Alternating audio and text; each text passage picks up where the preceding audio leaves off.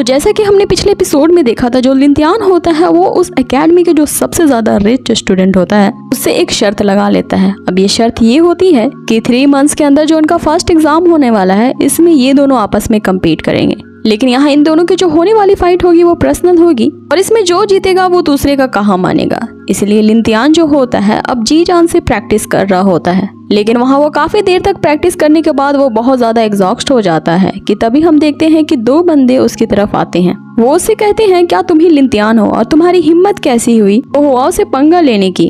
तो लगता है कि तुम्हें अपने पैर हाथ से प्यार नहीं है, क्या तुम उन्हें तोड़वाना चाहते हो? जिस पर लिंतियान उनसे कहता है कि लगता है कि तुम दोनों जू हुआओ के चमचे हो और उसके लिए मुझसे फाइट करने आए हो।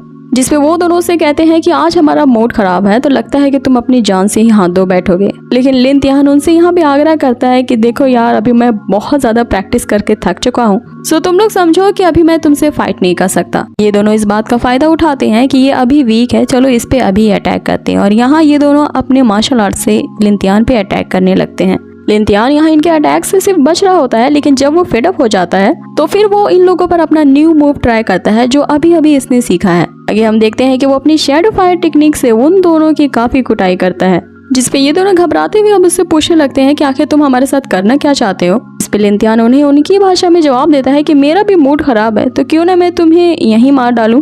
जिसपे वो दोनों बंदे लिंतियान को बुरा भला कहने लगते हैं। लिंतियान उन्हें कहता है कि जब तुम लोग मेरे हाथ पैर तोड़ना चाहते थे तब तो ये अच्छा था, जब यही काम मैं तुम्हारे साथ करूँ तो मैं बुरा बन गया। यहाँ इन दोनों को अच्छे से सबक सिखा के लिंतियान वहाँ से चला जाता है और वो इतना ज्यादा थक चुका होता है कि जब क्लास की बारी आती है तो वो अपनी क्लास में ही सोया था। आगे एल्डर वहाँ पे आते हैं जो उन सबसे कहते हैं कि अगले साल के लिए मैं तुम्हारी टीचिंग का इंचार्ज हूँ, लेकिन अभी हम लोग सिर्फ कल्टीवेशन स्किल्स की सिर्फ थ्योरी पे ही बात करेंगे। इसके साथ तुम लोगों को ट्रेडिशनल मार्शल आर्ट्स के बारे में भी बताया जाएगा।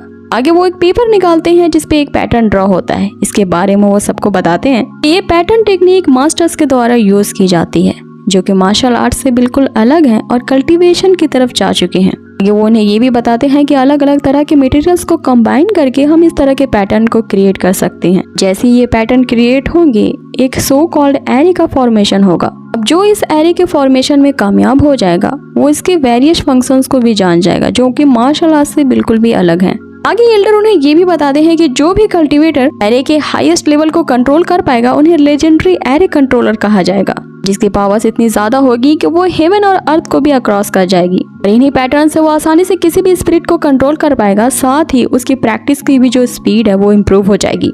अब ये सुनकर सारे स्टूडेंट एक साथ कहने लगते हैं कि टीचर हमें एरे कंट्रोलर टेक्निक कब सिखा रहे हैं। जिस पे एल्डर उनसे कहते हैं कि एरे कंट्रोलर बनना इतना आसान नहीं है, इसमें सबसे पहले तुम्हें एक ऐसे पावरफुल सोल की जरूरत होगी जो काफी यूनिक फोर्स रखती हो, और दूसरी सबसे इम्पोर्टेंट बात ये होगी कि तुम्हें किसी भी पैटर्न को एरे कंट्रोलर बनाने के लिए उसे कंप्लीट करना होगा। लेकिन याद रहे तुम लोगों को कि जो पैटर्न का फॉर्मेशन है वो एक सीक्रेट है जो सिर्फ एक फॉर्मेशन मास्टर ही जान सकता है। ऑर्डिनरी पीपल इसको आसानी से अचीव नहीं कर सकते, और अगर गलती से तुम्हें ये सीक्रेट पता भी चल जाए तो इस एरे कंट्रोलर को बनने के लिए तुम्हें लॉट्स ऑफ मनी की जरूरत होगी। मतलब सीधी सी बात ये है कि एरे कंट्रोलर बनने के लिए फॉर्मेशन और पैटर्न जरूरी है, और पैटर्न के फॉर्मेशन के लिए बहुत ज्यादा मटेरियल लगता है जो कि काफी प्रीशियस और कीमती होते हैं। इनको खरीदने के लिए काफी ज्यादा पैसे की जरूरत होती है। इस कीमती मटेरियल का यूज करके तुम्हें इंक का फॉर्मेशन करना पड़ता है और उस इंक से ऐसे स्क्रॉल पर इनग्रेव करना पड़ता है। आगे मास्टर उन्हें बताते हैं कि जैसे उस स्क्रॉल पे तुम इनग्रेव कर लोगे तुम उसके अंदर मार्शल आर्ट की टेक्निक को सील कर पाओगे। लेकिन मेरे पीछे जो तुम देख रहे हो ये भी एक इनकम्प्लीट पैटर्न है जिसकी कोई भी वैल्यू नहीं है।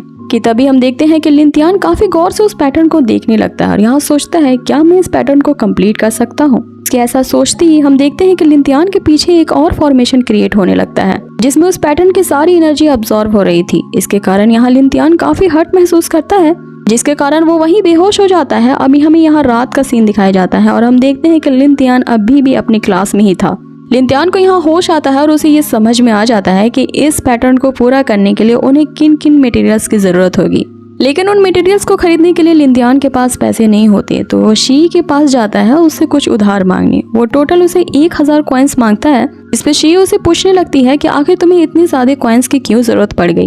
यहाँ लिंतियान उसे सच्चाई नहीं बताता, बस उसकी बातों को टाल देता है ये कहते हुए कि ये एक सीक्रेट है। लेकिन लिंतियान के ये कहने पे कि वो इन सारी कॉइन्स को लौटा देगा, शी मान जाती है और उसे कॉइन्स दे देती है।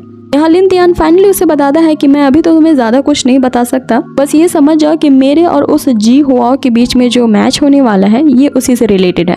जिसमें शी उसे कहती है कि चाहे वजह जो भी हो, लेकिन याद रखो ये मेरी बड़ी बहन के पैसे हैं तो तुम इन्हें जरूर से लौटा देना। जिसमें लिन तियान उसे कहता है कि हाँ भाई हाँ, लौटा दूंगा। शी के पूछने पे कि आखिर तुम किस ओर जा रहे हो, लिन तियान उसे बताता है कि वो कोर्ट की तरफ जा रहा है। अब हमें यहाँ कोर्ट का सीन दिखाया जाता है जहाँ लिन तियान पूरी तरह से छुप छुपाते हुए आया था, क्योंकि उसे अभी भी डर था कि मो शेन को मारने के बाद मो फैमिली उसे कुत्तों की तरह ढूंढ रही थी।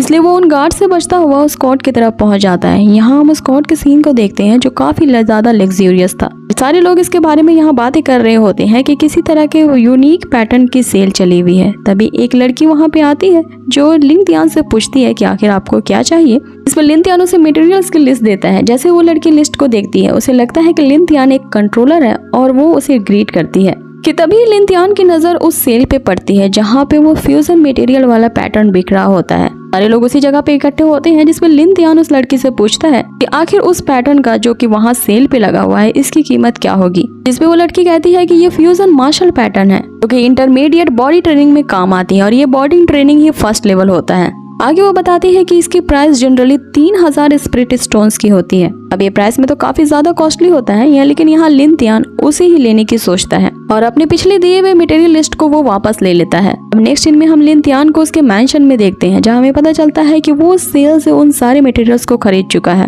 और पलक झपकते ही उसके अब तक के 800 स्पिरिट स्टोन्स भी खर्च हो गए हैं। यहाँ वो सोच रहा होता है कि अरे कंट्रोलर बना तो काफी ज्यादा महंगा पड़ रहा है, अब तो पैसे भी नहीं बचे और जो पैसे खर्च किए हैं उनका भी हिसाब देना पड़ेगा शी को। कि तभी हम देखते हैं कि उसकी बहन सूजी वहाँ पे आती है जो उससे डिनर का पूछती है। लिन तियान उसे कहता है कि पहले तुम खा लो, मुझे अभी काफी प्रैक्टिस करनी बाकी है। आगे हम देखते हैं कि लिन तियान उन सारे मटेरियल्स को सामने रखते हुए उन्हें कंबाइन करने की कोशिश करता है ताकि वो उस पैटर्न को क्रिएट कर सके, लेकिन उसके पहले ही अटेम्प्ट्स फेल हो जाते हैं। यहाँ उसे पछतावा हो रहा होता है कि पहले ही राउंड में 80 कॉइन्स गए पानी में।